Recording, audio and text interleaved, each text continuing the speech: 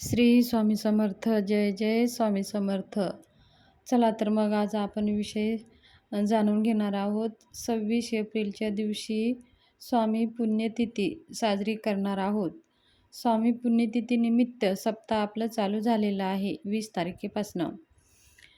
तर आता आपल्याला सप्त्यामध्ये सहभागी झाला असाल, पारायण करत असाल किंवा घरामध्ये करत असाल, केंद्रात करत असाल, मठात करत असाल, तर आपल्याला हे पारायण सुरूच ठेवायचं आहे. त्याचबरोबर आपल्याला पारायण करता करता स्वामी पुण्यतिथी असल्यामुळे आपल्याला श्री स्वामी समर्थ सारामृतात ह्या ग्रंथाचं सुद्धा पारायण आपल्याला करायचं आहे. दररोज ह्या एक अध्याय म्हणजे एक पाठ पूर्ण, एक पारायण पूर्ण करायचं आहे. 21 अध्याय केलं तर आपल्याला एक पारायण होतं. 11 माळी जप, तारक मंत्राचा 11 वेळेस हे मंत्रसुद्धा आपल्याला पाठन करायचं आहे. गुरुचरित्र वाचन करत असाल किंवा करत नसाल तर ही सेवा आपल्याला सुरूच ठेवायची आहे. करत असाल तरी पण सुरू ठेवायची आहे. पारायण करत नसाल तरीही ही सेवा आपल्याला सुरू ठेवायची आहे. कारण स्वामी पुण्यतिथी आहे. त्याचबरोबर आपल्याला स्वामी पुण्यतिथी कशी साजरी करावी, स्वामी महाराजांचा अभिषेक कसं करावं, नैवेद्य काय अर्पण करावं, ते सगळं ह्या व्हिडिओमध्ये आपण जाणून घेणार आहोत. नवीन आला असाल तर चॅनलला लाईक करून, सबस्क्राईब करून, शेअर करा आणि बेल आयकनचं बटन दाबून ठेवा. म्हणजे अशी नवीन नवीन माहिती मी तुमच्यासाठी घेऊन येत जाते. ते सगळ्यांच्या अगोदर तुमच्यापर्यंत पोहोचते. चला तर मग आता आपल्याला स्वामी पुण्यतिथी कशी साजरी करावी. आपल्याला स्वामी पुण्यतिथी 26 एप्रिलच्या दिवशी लवकर उठायचं आहे. ब्रह्ममुहूर्तावर स्वच्छ कपडे घालायचे आहे. सूर्याला जल अर्पण करायचं आहे. सूर्यदेवाची पूजा करूनच आपल्याला पुढचे कार्य करायला सुरू करायचं आहे. मग तुळशी मातेची पूजा करून घ्यायची आहे. उंबऱ्याची पूजा करून घ्यायची आहे. आपले जे काही कामं आहेत घरचे ते सगळे कामं करून घ्यायचे आहेत. आणि स्वामी महाराजांची पूजा ही सगळ्या घरच्या लोकांनी, सदस्यांनी मिळून केली तरी अतिउत्तम. जर काही कारणाने घरचे सदस्य आपल्यासोबत नसेल तर आपण स्वतः करू शकता. स्त्री असो, पुरुष असो, एकटं केलं तरी पण चालेल. मग आपल्याला हे नित्यकर्म आपले झाल्यानंतर सूर्याला जल, तुळशीला जल, आपल्या उंबऱ्याची पूजा झाल्यानंतर आपल्याला आपल्या देवघरामध्ये जायचं आहे. देवघरामध्ये जाऊन आपल्या अगोदर गणेशाची पूजा करून घ्यायची आहे. गणपतीची पूजा करून, कुलदेवीची पूजा करून, बाकीच्या सगळ्या देवांची पूजा वगैरे करून आपल्याला स्वच्छ जागच्या जागी ठेवून द्यायचं आहे. मग आपल्या स्वामी महाराजांचा अभिषेक आपल्याला करायचा आहे. स्वामी महाराजांचा अभिषेक एका तामण घ्यायचं आहे. एक स्वच्छ तामण धुवून घ्यायचं आहे आणि एक आपल्याला पंचामृत बनवून घ्यायचं आहे. आधीच पूजाला बसण्याच्या आधी पंचामृत बनवून घ्यायचं आहे. मग स्वच्छ पाणी घ्यायचं आहे. दिवा लावून घ्यायचा आहे. धूपदीप लावून घ्यायचा आहे. कोणतीही पूजा, अभिषेक करत असताना आपल्याला दिवा प्रज्वलित करूनच पूजा करायची असते. कारण आपण अग्निदेवताच्या साक्षीने ती पूजा करत असतो. म्हणून ती पूजा त्या अग्निदेवताच्या साक्षीने ती देवापर्यंत पोहोचली जाते. म्हणून तरच आपण कोणतेही हवन करतो, काही आपण अर्पण करतो तर अग्निदेवतालाच अर्पण करत असतो. देवतामुळेच ते ज्या देवतापर्यंत पोहोचलं जातं. म्हणून पूजा, अभिषेक काही नित्यपूजा, रोजची पूजा करत असताना सुद्धा आपल्याला दिवा आणि धूप लावून प्रज्वलित करूनच पूजा करायला सुरू करायची आहे. मग आपल्याला अभिषेक करायचा आहे. अभिषेक करण्याआधी आपल्याला संकल्प करायचा आहे. 3 वेळेस आचमन करायचं आहे. ओम केशवाय नमः, ओम माधवाय नमः, ओम नारायणा नमः म्हणून 3 वेळेस पाणी पिऊन 4थ्या वेळेस आपल्याला गोविंदाय नमः म्हणून पाणी तामणामध्ये सोडून द्यायचं आहे.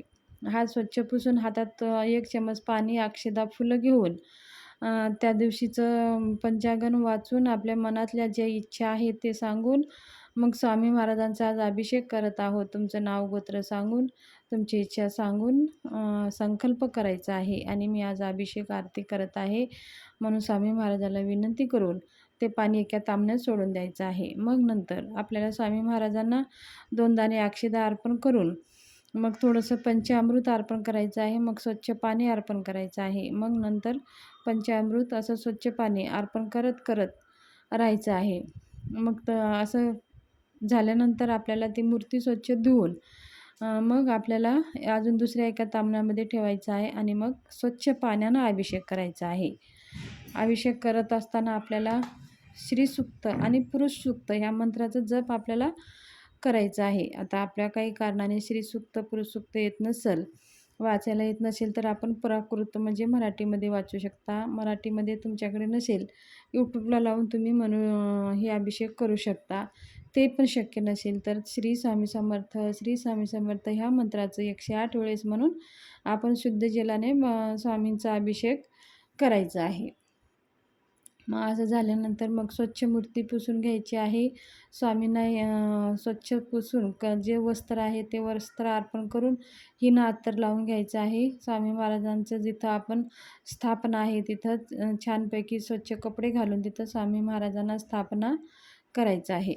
स्वामी महाराजांना वस्त्र, हार, टोपी घालून मग अष्टगंध लावून घ्यायचा आहे, हळदी कुंकू लावून घ्यायचं आहे, फुलं अर्पण करून घ्यायचं आहे आणि धूपदीप वाळून घ्यायचं आहे. आपल्याकडे मूर्ती असेल तर अशा प्रकारे अभिषेक करून घ्यायचा आहे. जर मूर्ती नाही, फोटो असेल तर फोटोला श्री स्वामी समर्थ मंत्र जप करत स्वच्छ पुसून घ्यायचा आहे. अष्टगंध लावून, हार अर्पण करून, धूपदीप वाळून नैवेद्य अर्पण करून द्यायचं आहे. त्याच्यानंतर ही आपली पूजा झाल्यानंतर स्वामी महाराजांना नैवेद्य अर्पण करायचं आहे. नैवेद्यामध्ये आपल्याला बेसनाचे लाडू आणि घेवड्याची भाजी ह्या 2 भाज्या आवश्यक ठेवा. बाकीच्या सगळ्या तुम्ही जेवणामध्ये असलं तरी एखादी वस्तू नसली तर चालेल. जसं वरण, भात, भाजी, पोळी किंवा पुरणपोळी बनवू शकता किंवा शिरा बनवू शकता. यथाशक्ती तुम्ही काही बनवू शकता.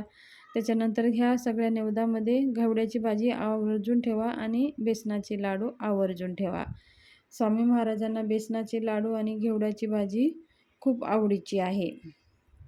अशा प्रकारे आपल्याला नैवेद्य अर्पण करून देऊन मग स्वामी महाराजांची आरती करून घ्यायची आहे. आरती करून ह्या दिवशी आपल्याला श्री स्वामी समर्थ सारामृतांचं एक पारायण आवर्जून करायचं आहे आणि 11 माळी जप करायचा आहे. 11 वेळी तारक मंत्राचा जप आपल्याला करायचा आहे. आणि हे सगळे पूजा झाल्यानंतर स्वामी महाराजांचं दिवसभर नामस्मरण करत राहायचं आहे आणि ते नैवेद्य दाखवलेलं आहे. घरच्या लोकांनी सगळ्यांनी प्रसाद म्हणून ते नैवेद्य खायचं आहे. आपण पारायण करत असाल तर पारायण ग्रंथाला सुद्धा एक नैवेद्य दाखवून घ्यायचं आहे. जर मठात, केंद्रात करत असाल तर तिथं सार्वजनिक ग्रंथाला दाखवले जातात. आपल्याला घरी करायची काही गरज पडणार नाही. तर आपल्याला दिवसभरामधून स्वामी महाराजांचं दर्शन आवर्जून घ्यायचं आहे. घरामध्ये तर आपण करतच असतो, पण मंदिरामध्ये कसं स्वामी महाराजांची तिथं जागृत अवस्थेमध्ये ती एक जागा ऊर्जावान जागा असते आणि तिथं स्वामी महाराजची ऊर्जा तिथं जास्त प्रमाणात असते. म्हणून मंदिरात जाणं खूप शुभ आहे आणि मंदिरात जाऊन स्वामींचं दर्शन घेणं अत्यंत शुभ मानलं जातं. म्हणून स्वामी महाराजांचं दर्शन तुम्ही जाऊन मंदिरामध्ये मठामध्ये जाऊन स्वामींचं दर्शन आवर्जून घ्या. यथाशक्ती दान करा. जे तुम्हाला शक्य आहे केळी दान करू शकता, लाडू दान करू शकता, अन्नदान करू शकता. त्या दिवशी स्वामी पुण्यतिथी असल्यामुळे आपण जेवढं दान करतो ते जास्त पटीनं आपल्याला परत देत असतात स्वामी महाराज. तर आपण दिलेलं दान कधीही वाया जात नाही आणि ते काही गुणानं आपल्याला परत भेटत असतं. पण दान देताना कधी मनात संकोच करू नये, मनाभावाने दान करावं. तर ही स्वामी पुण्यतिथी कशी साजरी करावी त्याच्याविषयी माहिती तुमच्याशी शेअर करायची होती. माहिती जर योग्य वाटली असेल तर चॅनलला सबस्क्राईब, लाईक जरूर करा आणि कमेंट बॉक्समध्ये कमेंट करा.